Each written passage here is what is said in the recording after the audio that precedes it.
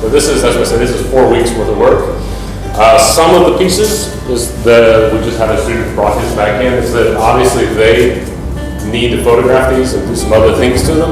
So as soon as they come into the gallery, they get a little nervous because they're fragile models, and so they want to make sure they get them recorded in the event that something else happens to them, or vice versa, that they just needed to get their portfolios and other things. The students that sometimes struggle are the ones that are always trying to find the one solution, and then they discover the solution doesn't know, you can't tell where it wants to go after that. So we're always reminding them that each thing should ideally reveal new opportunities or new levels of different way of thinking about it, moving into a bigger scale, moving to a drawing, something like that. One of the things about the graduate program that we try to emphasize, and we've been talking a bit about process when we looked at D4 and then we look at D6, is that when we start the graduate program, we take a different approach than the undergraduate. In undergraduate, they start at the beginning and they're beginning to understand the concepts and ideas, and they sort of build that up to a point. It's very abstract. They start to understand form, they start to understand systems,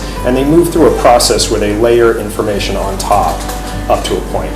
In the grad program, we start right away from the reverse of that, essentially. We start at 1-to-1. So the very first thing they do when they start in the advanced graduate program in grad 1 is work at 1-to-1 scale. So this is a moment where each student finds what it is, a kind of broad topic of what they're interested in, starting in kind of like what is it, like the third to last semester? The third to last semester, they start kind of researching about kind of certain topics or issues in architecture that they're interested in. And then through that first semester of research, they're writing about it, they're doing as much reading as possible, they're trying to find case studies to look at kind of that issue. Then in the second semester, which we call MRP Prep, they start to kind of then actually test some of the questions that they have, either through drawing or through making of some sort, maybe also still through writing and reading.